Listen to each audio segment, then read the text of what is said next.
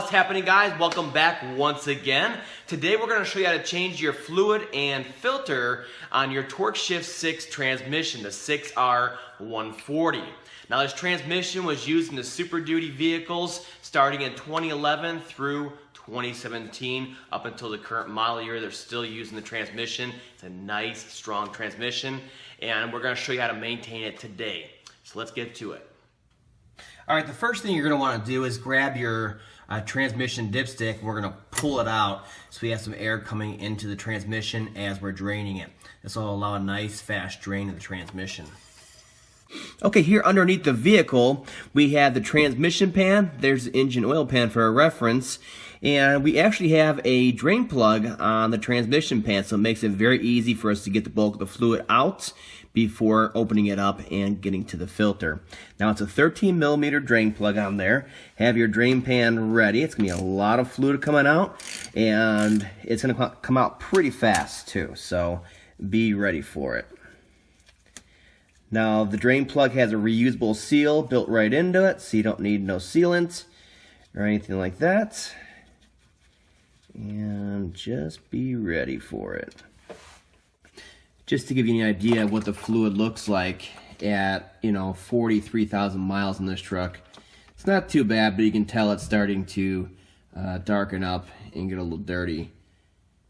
So it's not so bad, but I definitely recommend 30,000 miles for your first drain and fill, and then at 60,000 miles you want to do a drain and fill and a filter, and then every 60,000 after that you want to do a drain and fill and a filter together from that point on, and that'll take care of your transmission and keep the debris out, and it'll keep the additive package at its peak level in there also. That's very important for these new transmissions. So at this point, just let her drain out for a while, and then we'll come back, we'll start pulling the pan off. Now once it gets to this point on here, we can go ahead and just put this back on, clean up the sealing surface real quick, and we can throw this drain plug back onto here, and we'll tighten it up. Just hand tight with a 3/8 ratchet will do. We're not gonna get much more out of there, and we're pulling the pan anyways, so snug it up, clean it off. All right, and let's start going after these pan bolts. Okay, for those of you that are just doing a drain and fill, you can just skip ahead to the end as we fill and adjust the transmission fluid. For those of you that are pulling the pan to clean the pan out, which I recommend, and change the filter, let's forge ahead here. Now all around the pan there's 8mm bolts, and you're going to want to start taking those out, kind of jump around, and we're going to start loosening those up. And the last two or so, we're going to hold the pan up while we're taking them out. Okay, we can drop the pan down slowly and safely.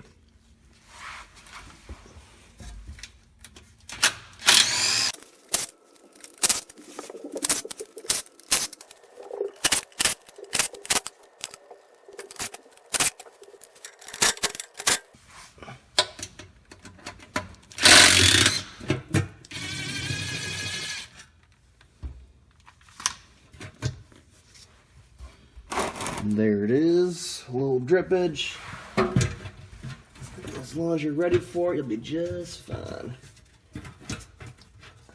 I'll pull this last bolt out that I left in loose in the front here, and then we can kind of bring it down and tilt it into the pan. And then of course the transmission housing is going to drip for a bit, so be ready for that. Now once the pan is down, we can go ahead and start pulling the filter off of here and finish the drain on here. Now there's 3 bolts that hold this filter in. There's one here, here, and right here. They're 8mm heads on them. So I'll get the one that I can't see out. That's a long one. Also a long one. And this one. This one a long one. These are, there we go. We're Get another splash of fluid here. There we go. And in that goes. Now with the filter off, you can see the pan gasket is kind of stuck to the case. And that's common with the 6R140 because it's so thin and so big on here, so much contact area. So you can either leave it on or take it off. It is reusable elastomeric gasket. I personally like to take it off, clean both sides and the pan sealing surface on the case there. That's just me though. It should come right off of there. There we go. Now for the case sealing surface, I'll just clean it off with a rag all the way around. There's no need to use any kind of abrasives. The actual sealing surface, you'll notice, be nice and shiny and corrosion free. Anything that's corroded on here is outside of the sealing surface. That's something to remember. You want to keep the debris out of the transmission, so don't use any abrasives. Now you can go through on here and safely, clean some of these fluid transfer tubes and stuff like that. Just avoid any of the electronics. They are sensitive to electrostatic discharge, so don't touch any of this on here. But if you want to, let's say there's buildup right here and you wanted to wipe it off, you could do that. You'll see it. It'd be like a fine powder almost attaching itself to the cast on here. Make sure you don't knock anything loose. But otherwise, this one looks pretty darn clean inside of here. Now, I'm going back in with your new filter. Put a little bit of trans fluid on the O-ring here. We can go ahead and mount it back up. So we're just going to get the hole lined up right there. And then we'll get the rest of these lined up. It should just kind of push right into place. Now, these bolts do go through the valve body, so they're kind of critical on the torque. It's not the end of the world if you don't have a torque wrench, but it's one of those that I definitely torque down because it does affect the valve body itself.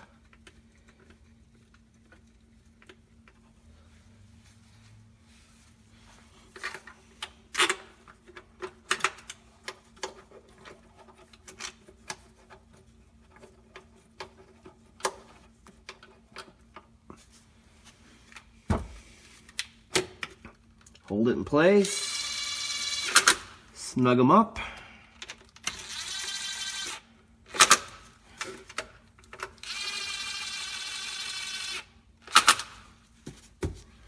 Okay. Now the torque spec on these 3 bolts for the filter is 97 inch-pounds. Like I said, I torqued these down because they do go through the valve body to the case of the transmission.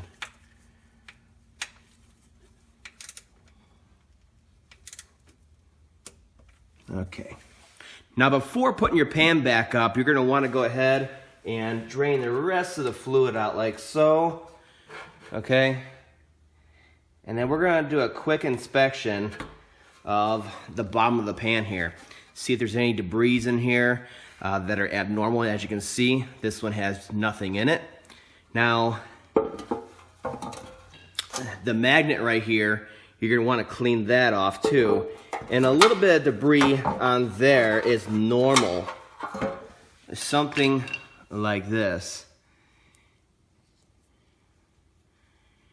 where it has a layer on there. And that's just from everything breaking in initially when the transmission was new. It's going to be like that just about every time you pull it off, but the very first time you service your trans will be bad like this, okay?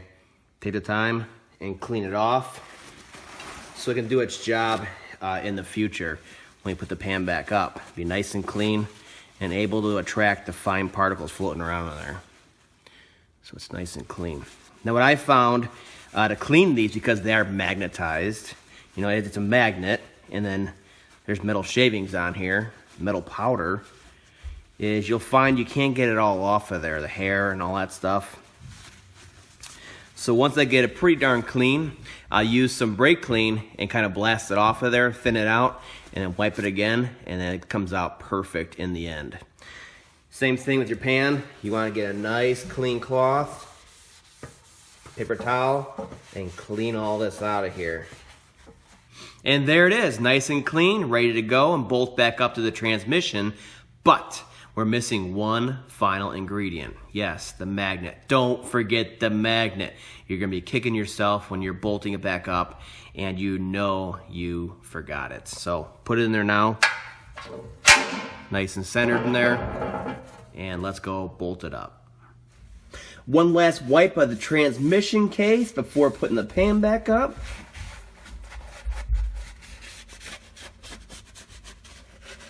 Make sure we're nice and clean. We're going to seal up right.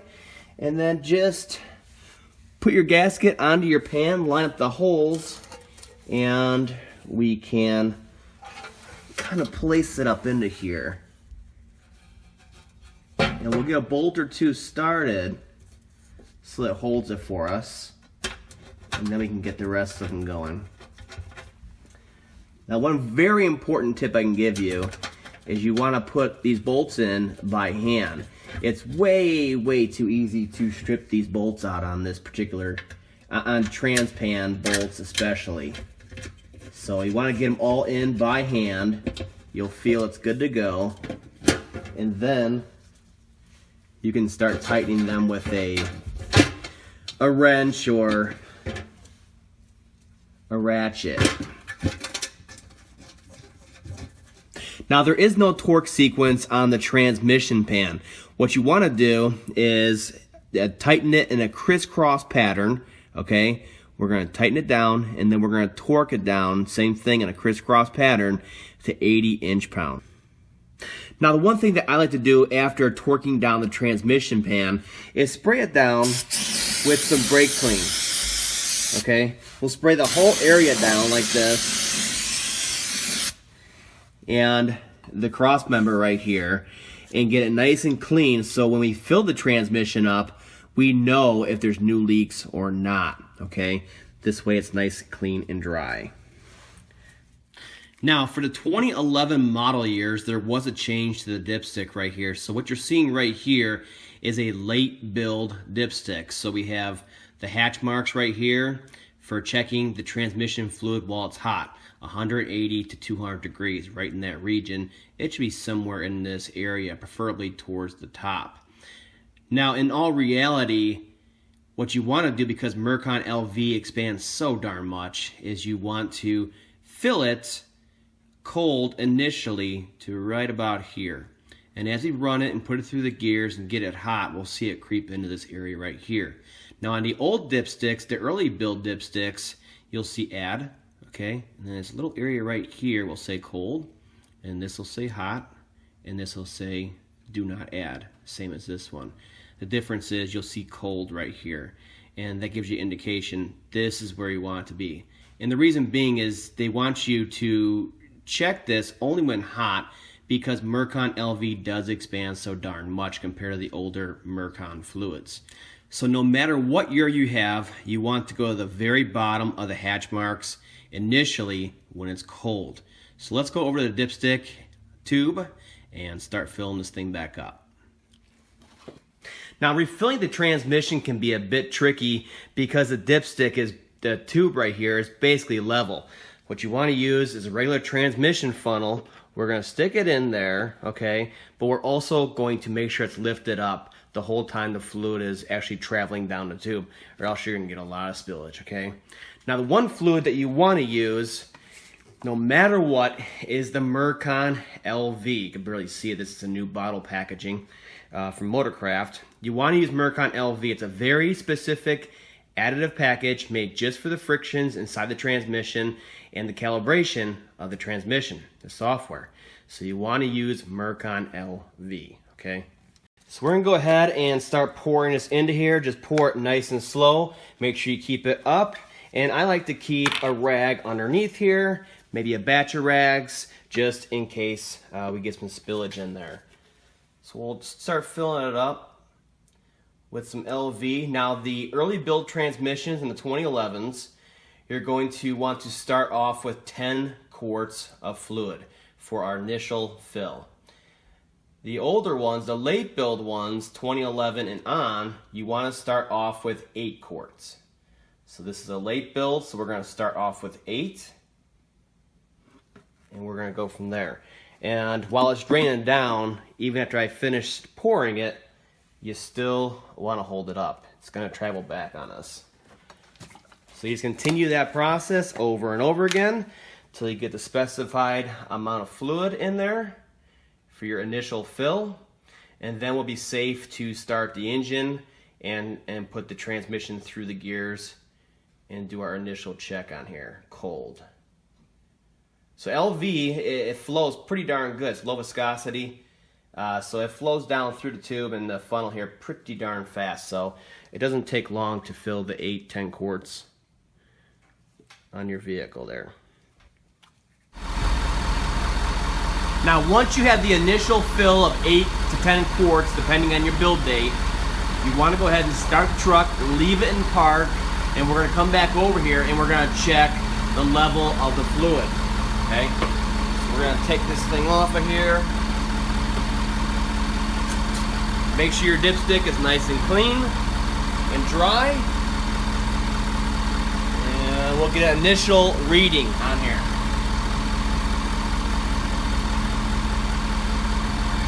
Now if you notice your level is a little bit low, you want to add a half a quart of fluid at a time.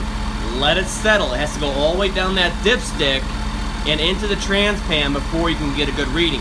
Not only that, if you stick this thing down in there and the inside that dipstick tube is filled with fluid, coated, you're going to get inaccurate readings. So every time you go and you fill it like that and adjust it, you want to go into the vehicle and we're going to put it through the gears, 30 seconds in each gear while this settles back down. Come back out, get another reading, and just go from there. Okay, so this right here is a real good example of where you should be at when it's cold like this, in park, idling, just starting to warm up. You can see we're in the cold area right here, and we're starting to creep into the hatch marks right here where it's supposed to be when it's hot.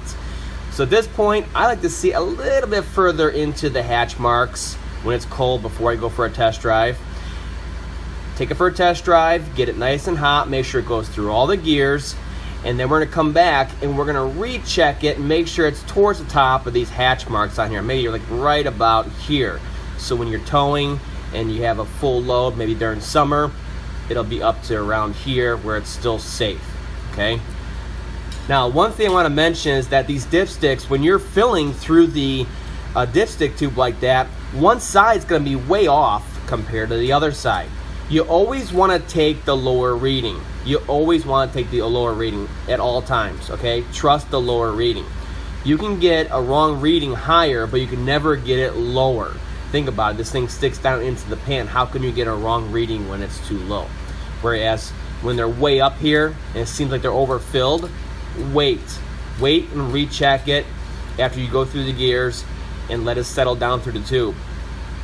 What all that is actually fluid that was in the tube that got caught on one side of it, and it can be on either side. So always take the lower reading, and after it settles, like you see here, both sides are reading about the same, okay, because the fluid has settled in the tube. So just remember that when you're adjusting your trans fill level.